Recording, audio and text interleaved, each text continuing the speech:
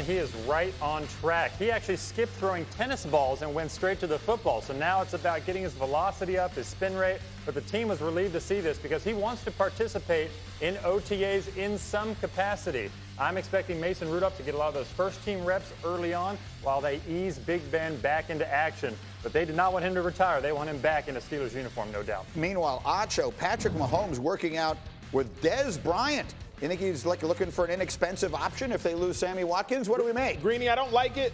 I love it. First off, Dez Bryant, he's still got a little bit of juice in him. I'm sure he's ready to throw up the X one or two more times. Secondly, Pat Mahomes, if you're going to take that $40 million deal, you're going to need some cheap labor. Dez Bryant, been out the league for 2 years, a little bit cheaper than a dude like Sammy Watkins, who I think wants $14 million. I love it. Keep doing it. I'd like to see Dez get back in the league. Let's see if it winds up happening. Meanwhile, Aaron Rodgers and the Packers were just one win away from a trip to the Super Bowl this past year. Despite that success, the 36-year-old Rodgers faced criticism regarding his performance during the season. When asked about the idea of potentially drafting his eventual replacement this year, here's what the GM said in Green Bay. Quote, "Everything I've been taught, that's where you start.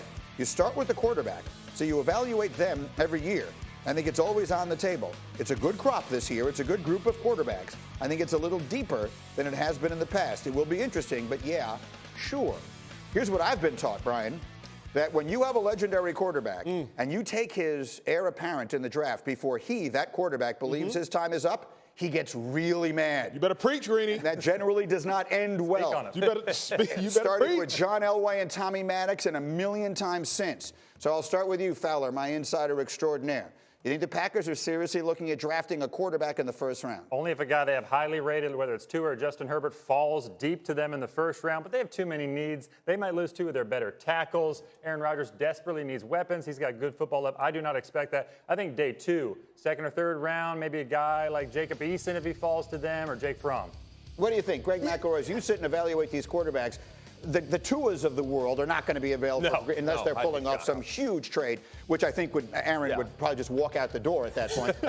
Cancel the season. Is there someone they might get in a later round who you think is an interesting bet? You know, I hear him. He's saying, I kind of like this draft. I'll be honest with you, I don't really like this draft for quarterbacks from a depth standpoint. Yeah, I like Eason. I like his upside, but he doesn't have a ton of game reps. Frankly, if you were to evaluate his entire body of work in college, he was maybe slightly an underachiever a little bit. Jake Fromm, another good example, the Georgia quarterback. I don't think he has a high enough ceiling. I think he's Matt Barkley. I think he's a career backup. Probably played 12 years, but he's a career backup. So if you could find value, say at 62 where they're picking, or at 94, and you find a guy with a really high ceiling that you could develop, you have to pull the trigger because Aaron Rodgers' feelings are none of his problem.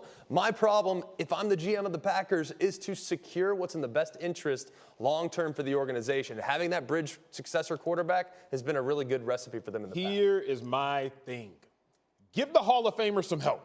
Don't give him an additional reason to retire. It doesn't make any sense. Like Aaron Rodgers, 51 touchdowns, 6 interceptions the last 2 years. I don't care how you dice it. I don't care how you slice it. His receivers, they need to give him some help. His leading receiver didn't have 1,000 yards. His second best receiver was a running back. So let's put everything in context. Let's put everything in perspective. And Greeny, you hit the nail on the head when you said, you look at Alex Smith, you look at Pat Mahomes. Alex Smith was gone a year later.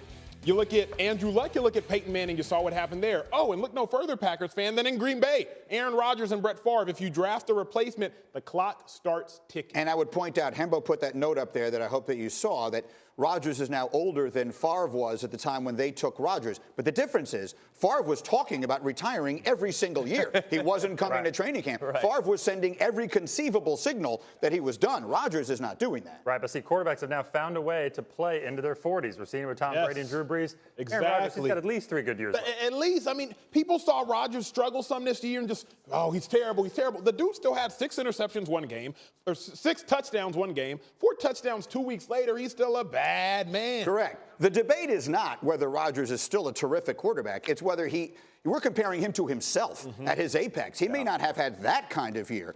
He's still one of the best quarterbacks in the league and a guy you can win a championship with. Put those pieces around him. Once again this year, we have coverage from the NFL Scouting Combine at Lucas Oil Stadium. It's this week, Thursday through Sunday. NFL Live will be there all week on ESPN. Plus, ABC's got special coverage of the linebacker workouts next Saturday from 5 to 6 Eastern. And NFL Network will have their usual Full coverage. Looking forward to that the end of this week.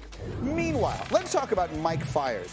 He made his first spring training start for the A's yesterday. Got a warm reception. Afterwards, Fiers, who blew the whistle on the Astros sign-stealing scandal, was asked his reaction to comments from David Ortiz and Pedro Martinez calling him a snitch. Yeah, everyone's going to have a comment, but like I said, not worried about that. I'm worried about playing baseball and pitching for this team. Interesting to me, Tex, again, you played in the bigs forever. What is your sense of what these guys are saying about Mike Fiers? Well, first of all, I think Mike Fiers is a hero. I think we need more players in baseball and across sports like Mike Fiers. But the thing is players that are clean, whether it's during the steroid era or anybody that wasn't on the Astros, they want these guys outed. They want the Astros punished. And so for David Ortiz or Pedro Martinez or anybody, interesting that it's two Boston players, and Boston is actually a part of this investigation as well. So I think there's some, meaning behind what the two Red Sox players are saying. I just think that there are very few people out there that really even use the word snitch and rat anymore anyway. Like, this isn't Goodfellas. This is the real world. In the real world, you want bad things brought to light. You don't want cheating, whether it's in sports or in corporate America. You don't want people breaking the law. And so Mike Fiers, it took a lot of guts for him to come out, and I applaud him for doing that. I actually tend to think as you do, but if I were to play devil's advocate, I think the argument that Poppy was making is, well, where were you when this was benefiting you? Do you know what I mean? Like, he was there. He won a World Series doing this. He didn't have anything to say about it then. Now he goes to a rival, and now he's got stuff to say. First of all, you didn't know that. You didn't know that he said something. He could have said something every single day. And I guarantee you, in the dugout with pitchers, he's saying, do you believe what these guys are doing? And that's what all the Astros pitchers are basically saying.